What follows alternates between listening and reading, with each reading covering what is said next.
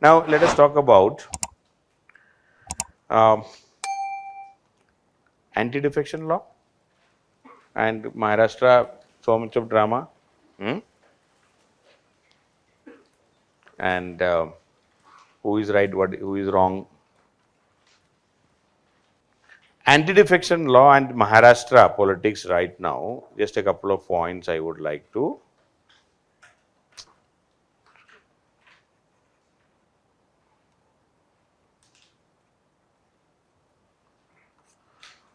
So, first of all, we have a, we will be talking polity also, but the 10th schedule of the Indian Constitution.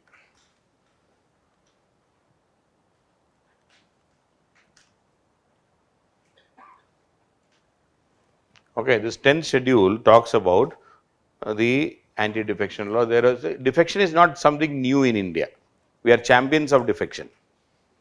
Okay, but it became uncontrollable after 1967. See, till 1967, defections were not there as such in India. That it was there, but it was very limited. It was not a big problem because this is a time of Indian National Congress ruling, and they had majority in most of the states. So we had 1952 election, then 57 election, 62 election. All the 3 years Nehru was alive, and most of the states were won by Congress. So there was no need for much of defection. But in 1967, there was a split in Congress,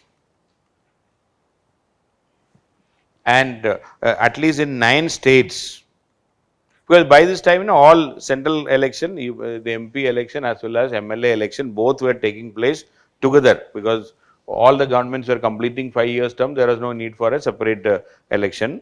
But then 67 also, most of the states were having together election along with the parliament election. But in this 9 states, Congress lost. Okay.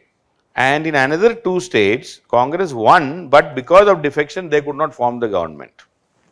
They had majority, but immediately after the election, MLAs changed their parties, so they could not form the government. So the defection thing started after 1967 in a big way, and 1970s, we have mastered this technology, and this is why it was known as the era of IRAMs and GAIARAMs.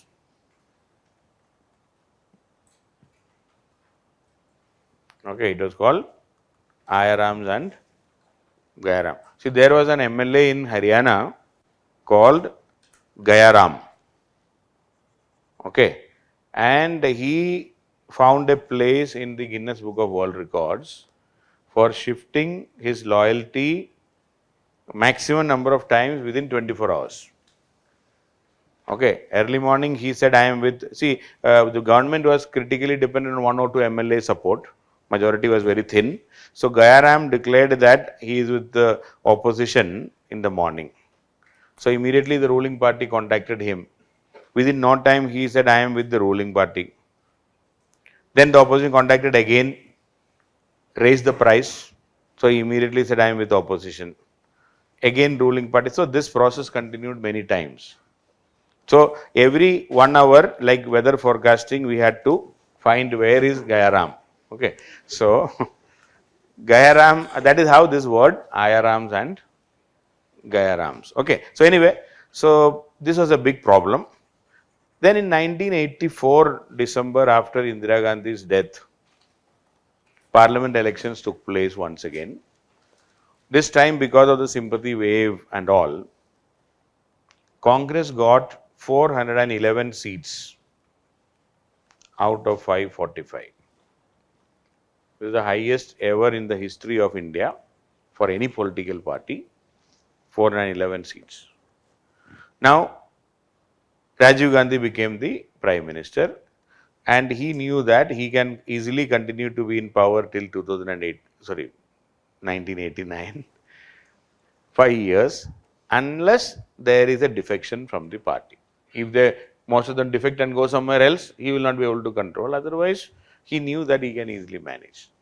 And by this time, even 1978 election where Janata Party came to power in India, they also lost only because of the defections. Otherwise, the Morarji Desai government would have continued for 5 years. They could not manage even for 2 years only because of defection from day one.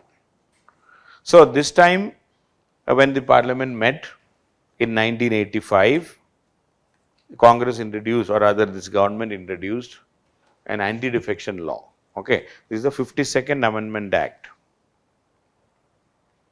And the beauty of this act was that this was passed unanimously. All members of the parliament, everyone supported this bill. They said, we are sick and tired of this defection. It should be stopped at any cost, and that is how anti-defection law was passed. Okay. So, the only constitutional amendment which is passed unanimously without any division of vote, that was 52nd, and 10th schedule was created. And according to this 10th schedule, it says a legislator, that means an MP or an MLA or an MLC in the state, okay, they are commonly known as a legislator.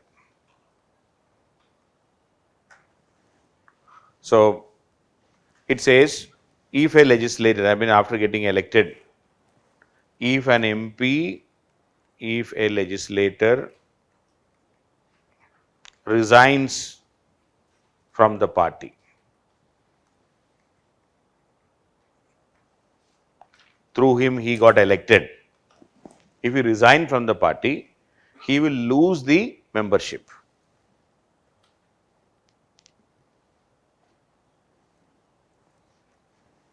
Okay. So, he will lose the membership. Number 2, if a legislator votes against a whip,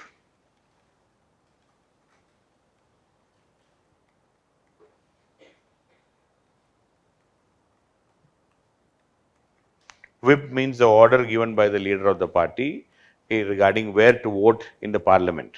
Okay. Then again, votes against the whip or did not come to the house, or rather got absent or being absent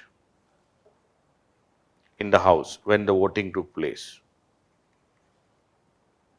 बोला कि तबीयत खराब है, उंगली में दर्द है, मैं नहीं आ रहा हूँ. Okay, so you will be in trouble because a whip is already issued. So then also, but if you are genuinely absent because of some genuine reason which is acceptable by the leader, then it's okay. But otherwise, if you are deliberate, if you cannot convince, there will be a shocker's notice to you, and then finally, if it is not convincing answer, then it can lead to the disqualification. So again, that member can lose if he votes against the whip. Number 3, if an independent member, if an independent legislature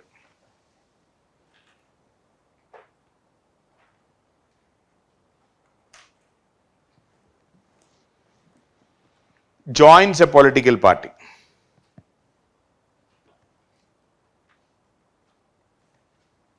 okay, if an independent legislature joins a political party, then also he will lose membership. Then if a nominated MP or an MLA or an MLC, of course, joins a political party after 6 months,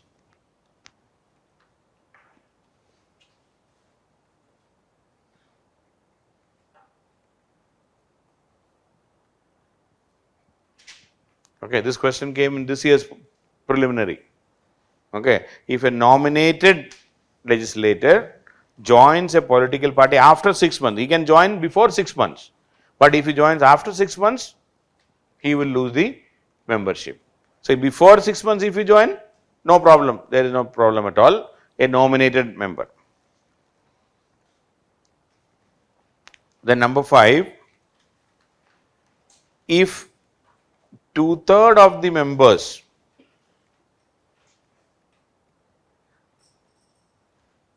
decide to merge the party with another party.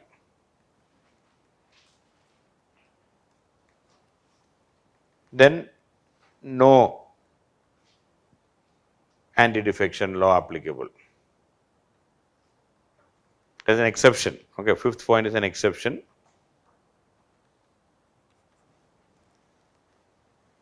Who is a nominated legislature? Somebody is asking. He is nominated by the President of India. I mean, you will be studying that in Lok Sabha. There were earlier 2 nominated members from the Anglo-Indian community, and there are 12 nominated members in the Rajya Sabha. Okay, President can nominate 12 members into the Rajya Sabha. Similarly, in the state MLCs, wherever there is a city council, there can be nominated member. Governor can nominate. Okay. So anyway, but there is an exception. 2/3 of the members, if they decide to merge the party with another party, then anti-defection law will not work. It will not be decided. Okay. So these are the, but there is no permission, there is no mechanism for split.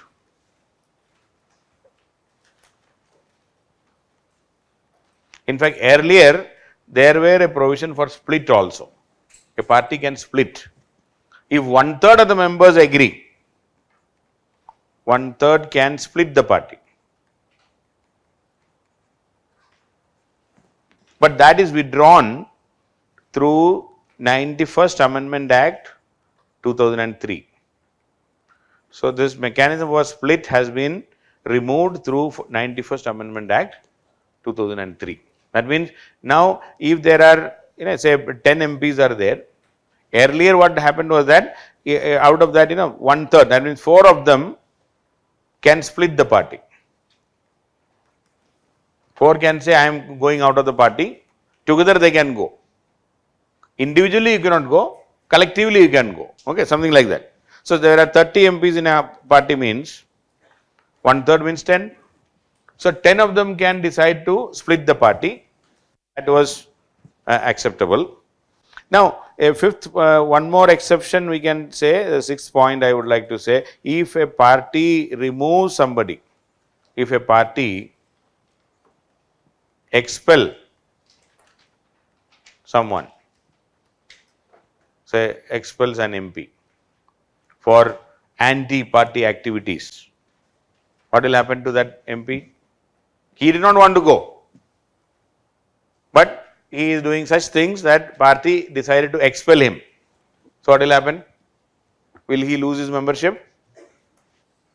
Logically speaking, he did not want to go, but he is doing anti-party activities. नेता को daily गाली दे रहे, तो क्या करें? He should be expelled. पहले warning दिया, चुप रहो, नहीं, he is not keeping quiet. So finally, for anti-party activities, he is expelled from the party. Will he lose or will he not lose? As per the anti-defection law, if a party expels an MP, he will not lose.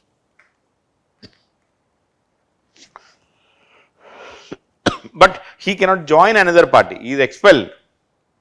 He will not lose the MP or MLA post. So he will be declared by the speaker as an unattached member. Unattached member. He will move around in the house as unattached. Okay. He is neither belonging to a particular political party or any other party. He has been expelled, so he will be unattached.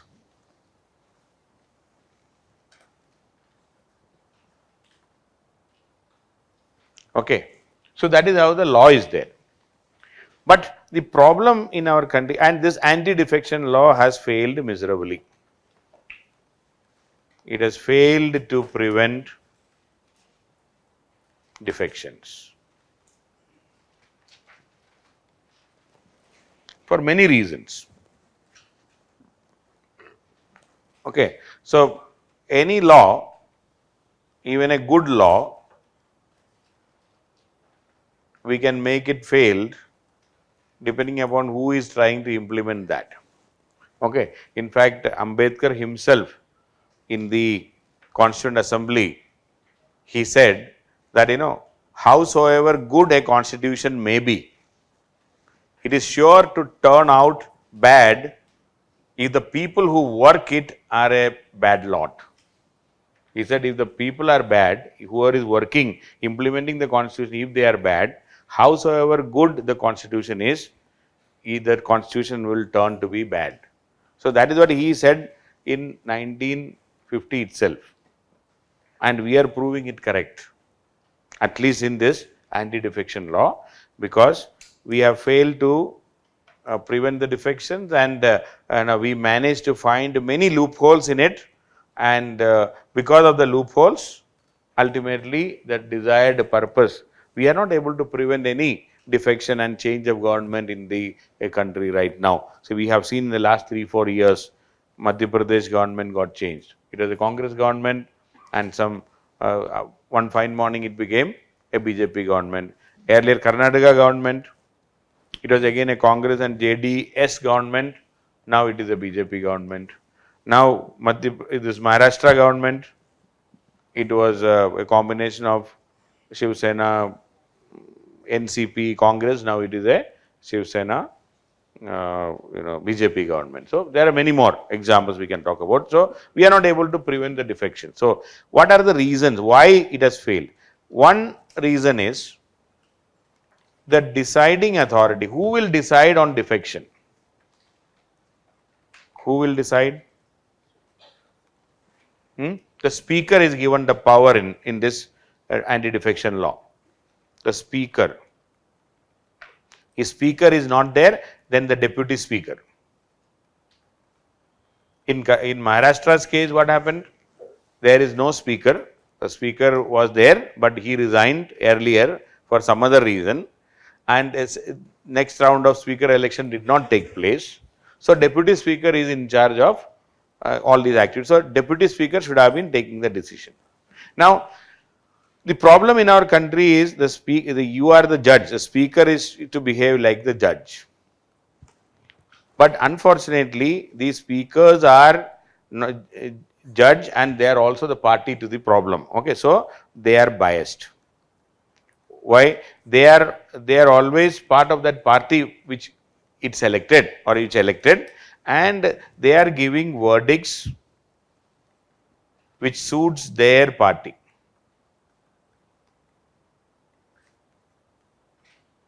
So the biggest problem in anti-defection law, why is it is a failure in India? It is because of the presiding office, or who is deciding, who is the final authority. The final authority to decide on defection is speaker, and that means he should be acting as an impartial judge. He should have been impartial. But in Indian scenario, they are completely biased depending upon the requirements of the ruling party, and their verdicts are not at all neutral.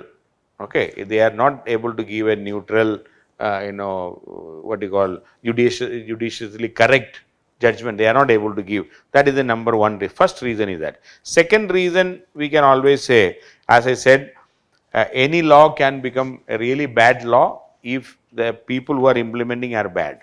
Okay, so a second reason I would like to say is there is a complete erosion of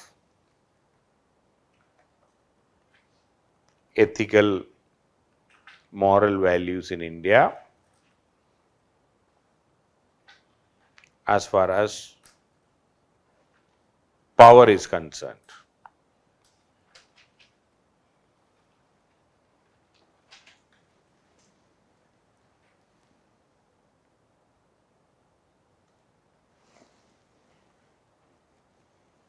Okay, so now the philosophy is, come what may, the end justify the means. Okay, this is what many people say. This is what Hitler wanted. Okay, Hitler's philosophy is, what way you got it, it is immaterial. What is important is the outcome. If the outcome is what you want, if the outcome is power, if you get power, how did you get power? It is immaterial. That is the philosophy of our politicians today, quite unfortunately. But what did Mahatma Gandhi say? The means will justify the end. the means should justify the end.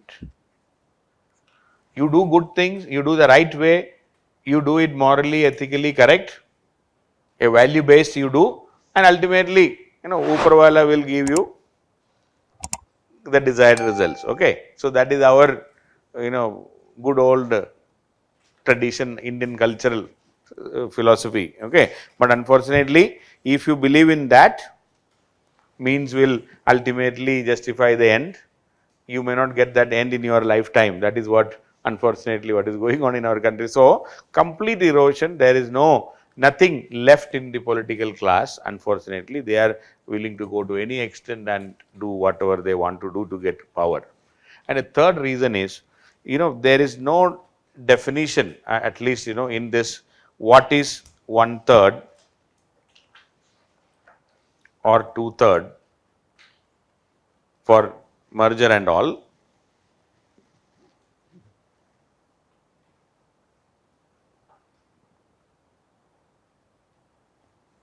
There is no definition.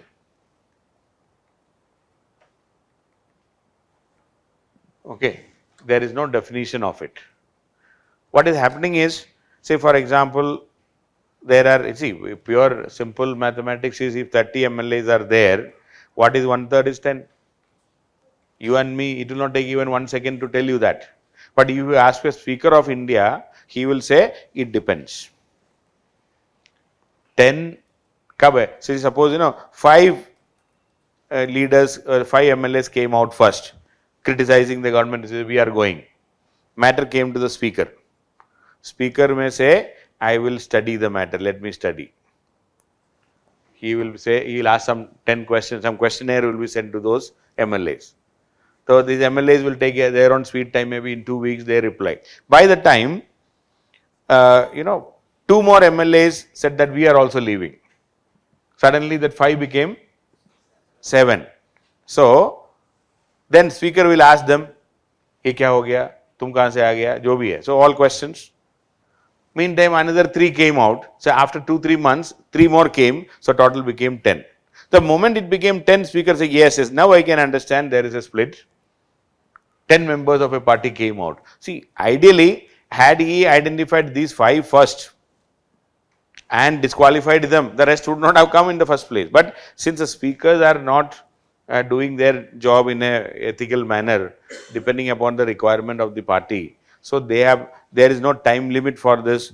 And the worst thing is, there is no time limit for the speaker to take a decision.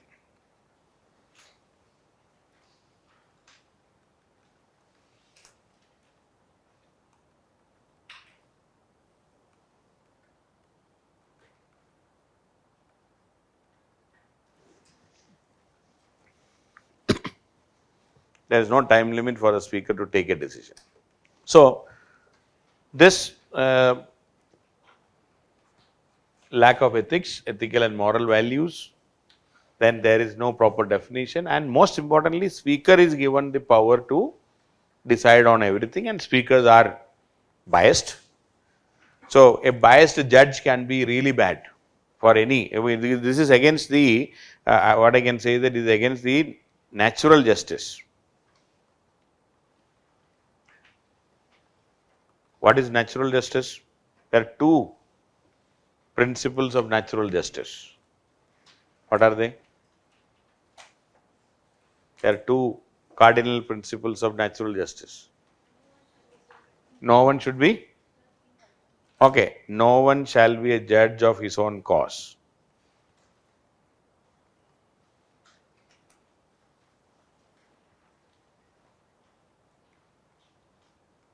Okay, that means I cannot be the judge and I cannot be party to that problem.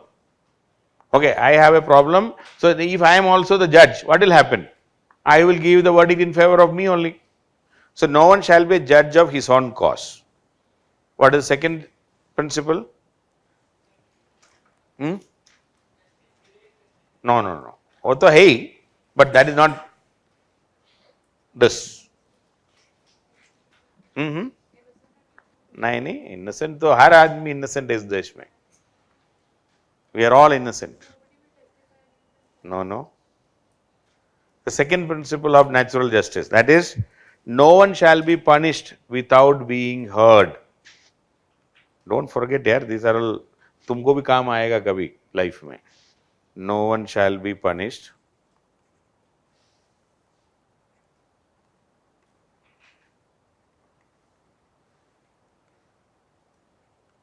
without being heard.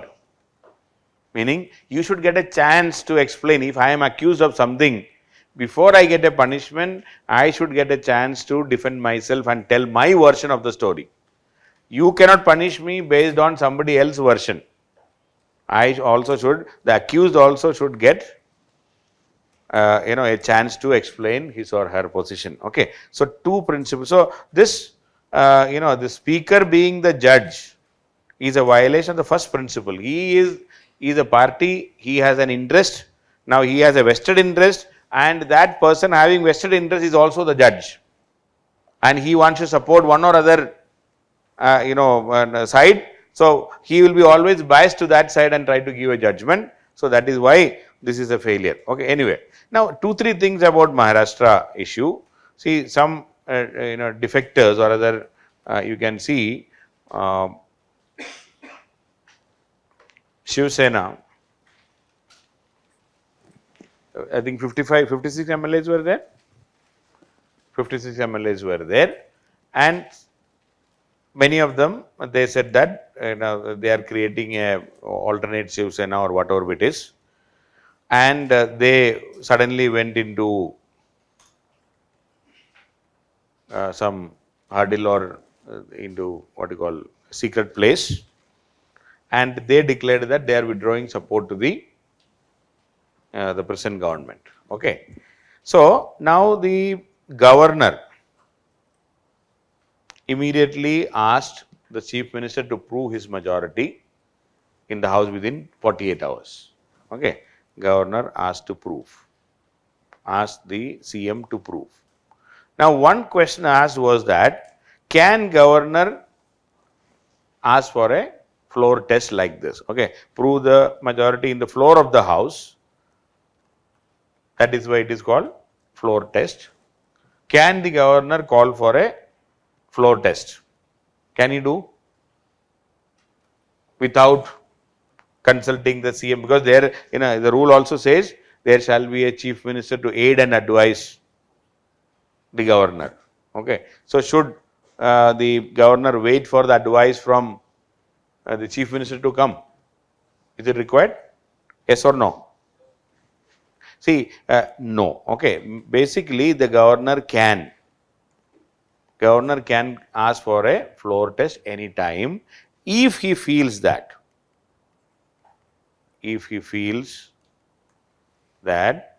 the Council of Ministers lost its majority in the house.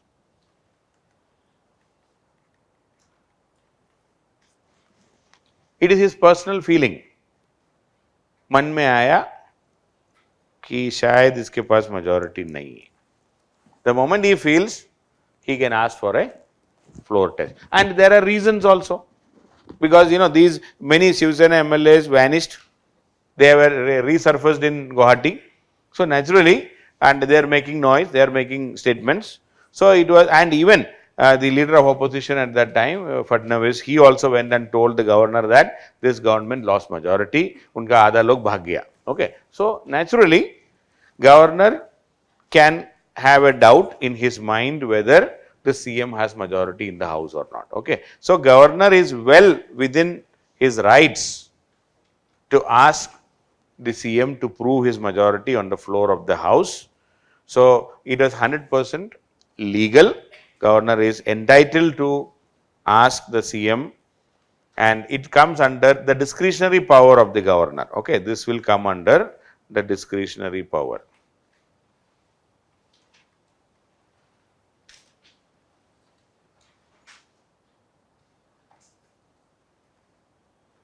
Under Article 174, there are some discretionary power also for the governor, and the governor had this discretionary power.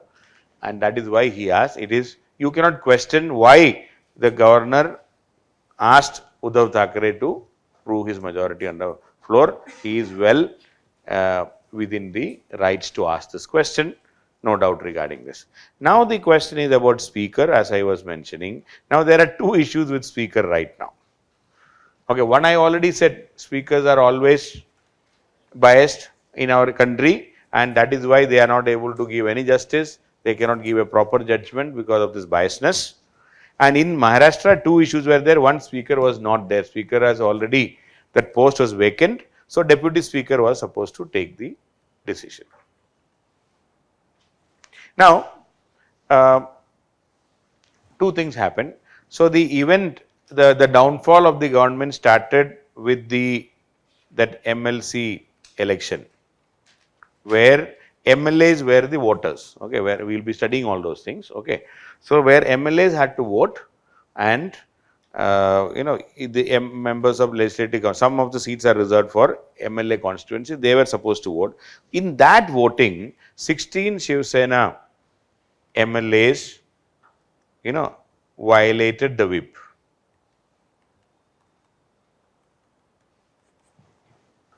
Whip was given, they violated the whip.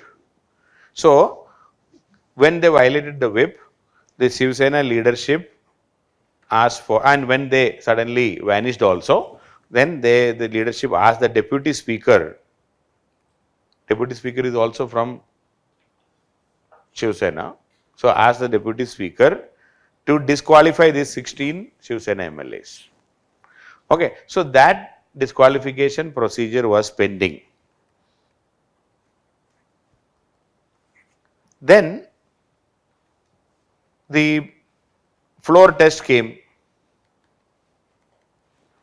So, Shiv Sena went to the Supreme Court saying that let first the deputy speaker decide on the disqualification, then floor test should be conducted, or the 16 MLAs should not be allowed to participate because they are, disqualification petition is pending against them. Okay. So, that is why the matter went to the Supreme Court. But Supreme Court did not stop the process, because Supreme Court said that governor is right and let all of them vote. So, like that Supreme Court also said. So, now the issue is, can or should the deputy speaker disqualify them in the first place? And meantime, these 16 Shiv Sena MLAs filed a notice to remove the deputy speaker. Now, two things are there. One is, there is a petition from the Shiv Sena leadership to disqualify 16 MLAs. These 16 MLAs in turn filed a notice to the secretariat, or rather to the Legislative Assembly secretariat, that we would like to remove the deputy speaker himself because he is biased. So, both are pending. One is their removal is pending, parallelly deputy speaker's removal is also pending. So, both were happening. Now, what is the the court verdict till now? That is what is more important. Okay, there are two court verdicts. One, it was in 1992 itself there was a verdict. It is known as Quixoto Oloham.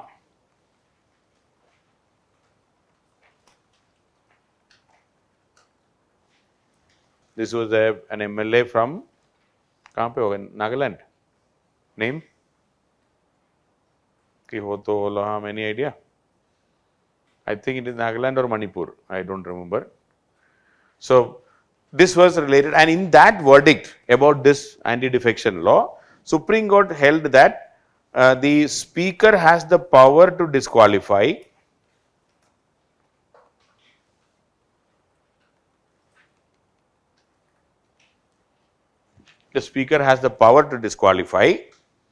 and judicial review will start. That means judiciary will interfere only after the final verdict is given by the speaker.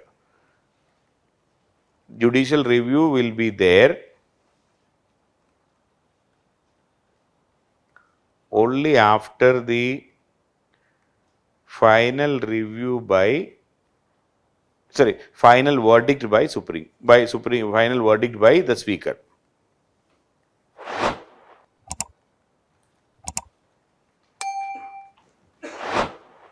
So, Supreme Court is saying that when they approached the Supreme, that they should be disqualified, they should not be allowed to vote and all. So at that time, Supreme Court said that, according to my 1992 judgment, I will interfere only if the final verdict is given by the speaker. So it's only the process. So I cannot interfere in that. That is number one.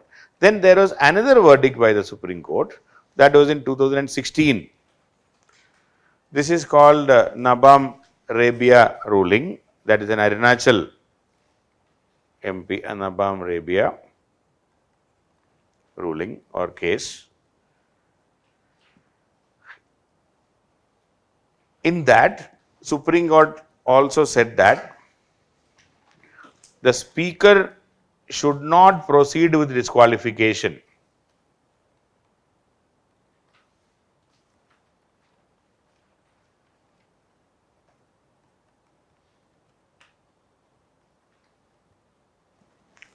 The speaker should not proceed with disqualification if a no confidence motion against him is pending.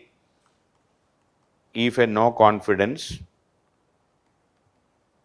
or removal motion is pending.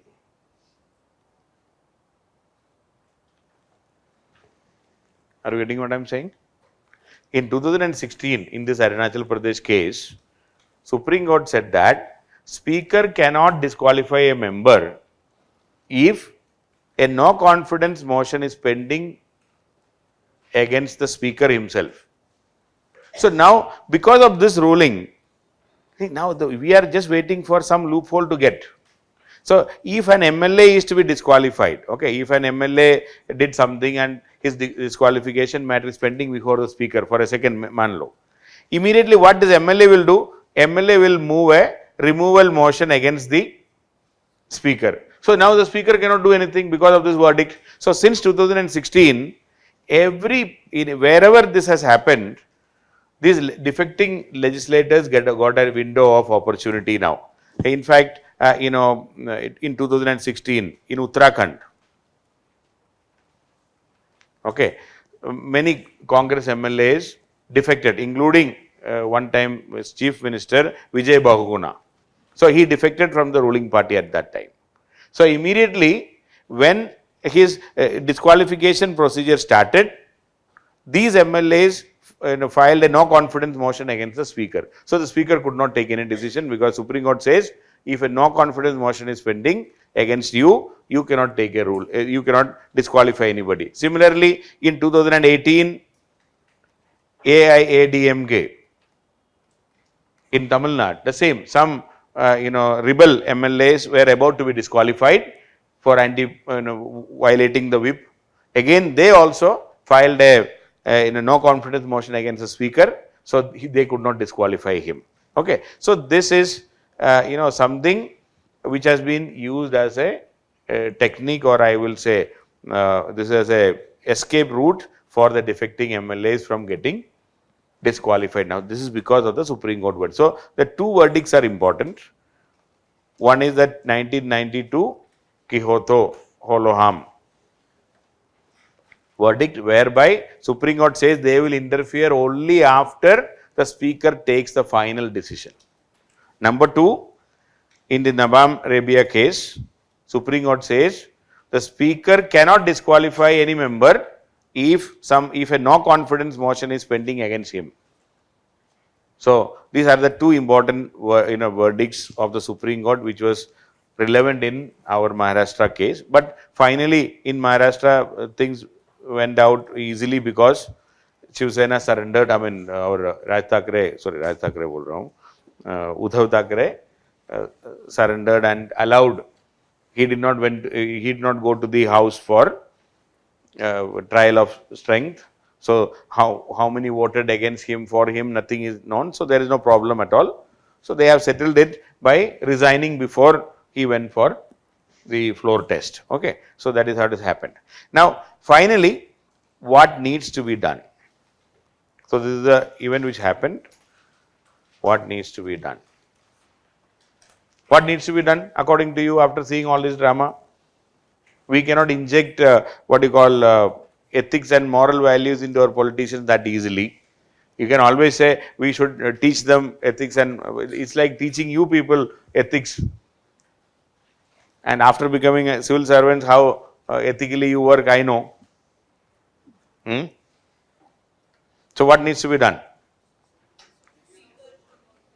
First of all, thorough, complete review of anti-defection law.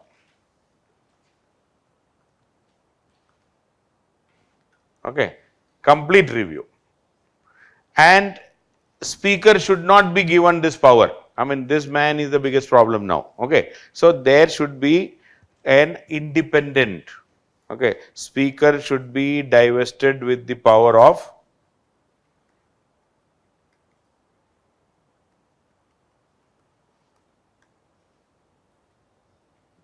to decide. Speaker should not be deciding on the anti-defection. Then who can be deciding? फिर तो उधर का चाय वाला दूध वाला कौन decide करेगा? Who should decide then? A committee of another 3 चोर. एक काफी नहीं है तो 3 और चाहिए क्या? कौन सा committee? See, now even Supreme Court has suggested that there can be a quasi-judicial body or a judicial body of maybe a national body which will decide only on defections, which can be having member like election commissioner, chief election commissioner, plus one sitting Supreme Court judge. Maybe Supreme Court judge can be the head of that panel. Okay, then chief election commissioner plus maybe from the bar, maybe the bar council chairman, somebody, a senior advocate, 3-member, 5-member. There can be a permanent judicial body or a quasi-judicial body. Quasi-judicial means semi-judicial. Okay, some judicial members plus some other executives also can be there. So this panel to be decided by again in a carefully chosen panel only. Who will decide who is that sitting chief justice and maybe who will decide the their advocate. It has to be decided with consensus, so that any complaint about defection should be decided in a time bound manner. And that should be done, say maximum, say 10 days. So that then only the floor test should be taken. If there is a question mark on some defection, floor test can take place only after deciding on all the defections and all. So it should be, and unless we do this, we will not be able to get justice. And a time bound manner should be there.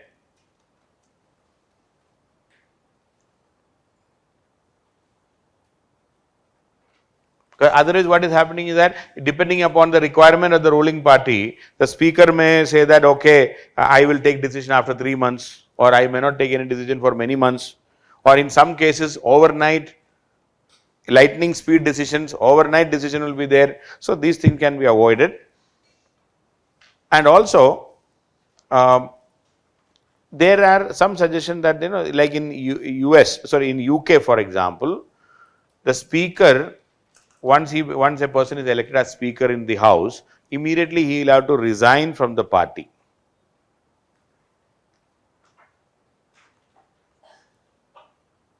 Automatically he will resign from the party to maintain his independence, and he will not be biased. He is not answerable to any party immediately.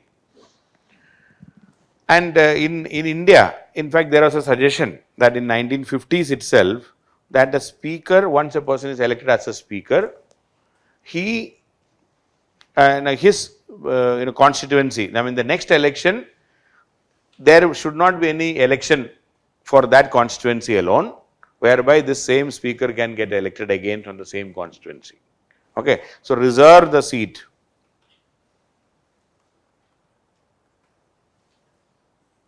During next election,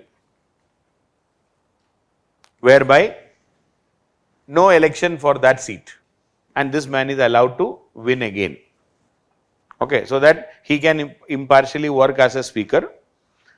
And otherwise what will happen, suppose you have to contest the election again. Now you have to go back and fight the local politics.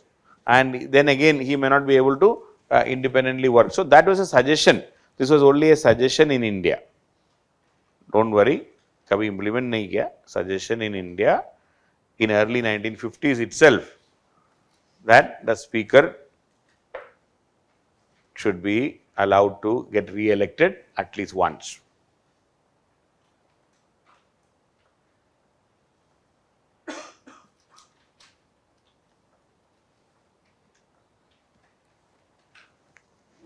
See, not only this, now what is happening in our country is we have gone much beyond this defection politics. Say, last time what happened in Madhya Pradesh, that is a classic example, I think I should talk.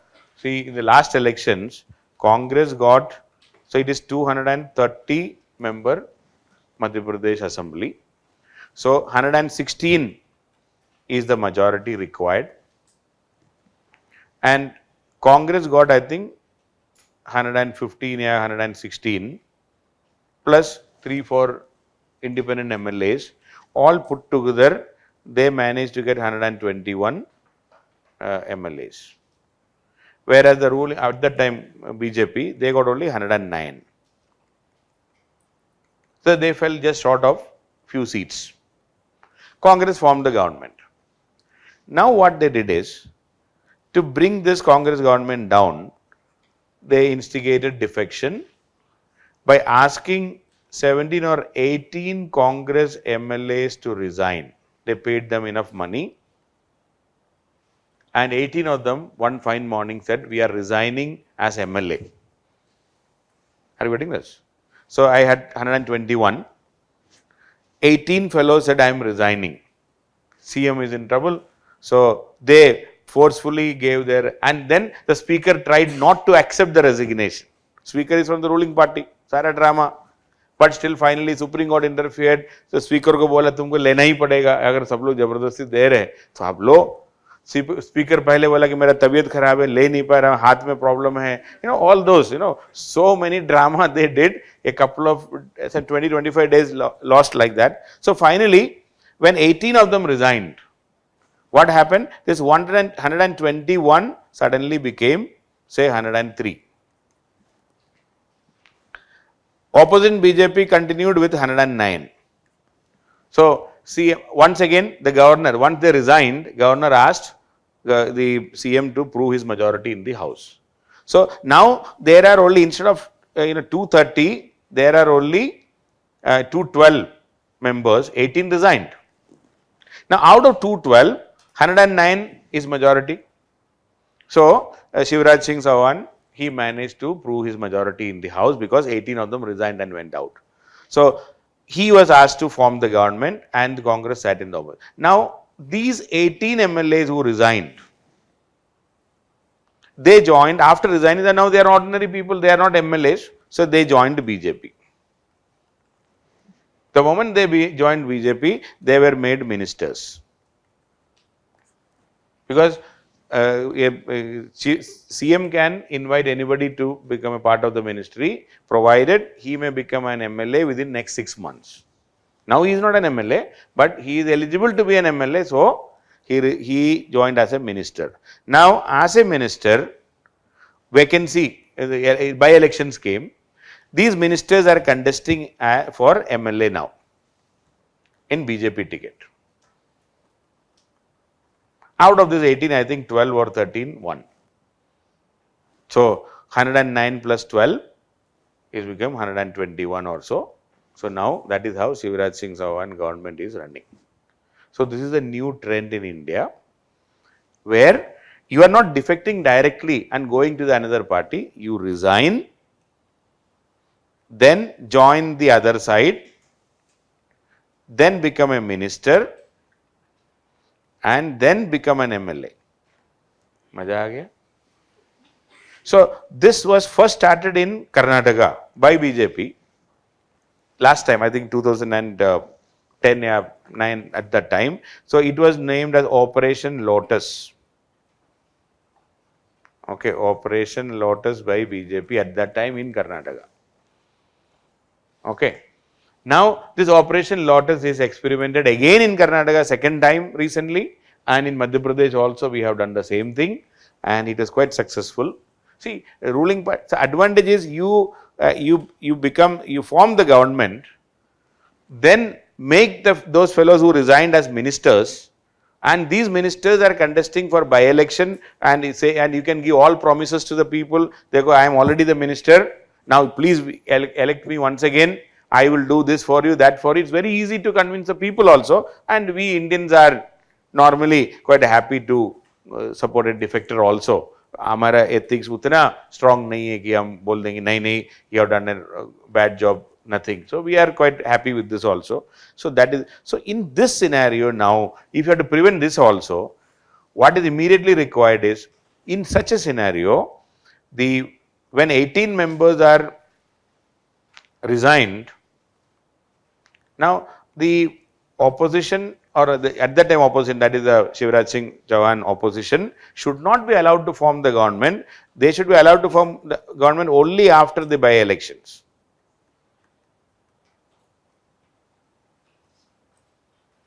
Okay. If you can prevent that from happening, at least some chance is. Now, if you are not a minister, and if you are contesting again from the other party, it may not be that easy for that fellow to win. Now they are able to win because they are already minister. Ministers contesting again, chances are very high. So government should not be formed. Government should be formed only after these 18 seats by election should be there. And number two, those resigned MLAs and who became an MLA again through another party should be debarred from becoming a minister for at least 5 years. Some condition has to be there, otherwise we will violate. And even after this also some loophole will come, we don't know, that I cannot imagine, but these MLAs will imagine, don't worry, and they will come. But we need some concrete steps to be taken. But the problem is, who will bell the cat? Who will bell the cat? Because the biggest beneficiary of all this defection is the ruling party. Unless ruling party takes an initiative, no constitutional amendment can be possible. So nothing is going to change. All of us know that a comprehensive change in the law is required, but it may not happen that easily. A comprehensive review is required, but it may not happen that easily. So, I said complete review, I said speaker should be divested, number 2. Number 3, speaker should have been resigning from the party also, that can be another option. But most importantly, now if you are changing the party midway and recontesting the election, first of all, they should not be made minister, and there should be a restriction on them becoming a minister for at least 5 years. Then some control can be expected, but still I don't think it can be that possible, because this is a pure case of basic minimum ethics and morality in politics, which is not there right now. So let us not expect any miracle from any one of us, and we are the way we are. Okay. And so it's very easy to tell that India is the largest democracy in the world, but democracy is not only about conducting elections. Democracy is also about values, then rights of the people and respect. So many things are involved. So on namesake, we are the largest democracy, but if you are looking at the way we are conducting the democracy, things are really bad at many places. Okay. So that's about it, this defection business. We will see more dramas in future. It is not going to be over that easily.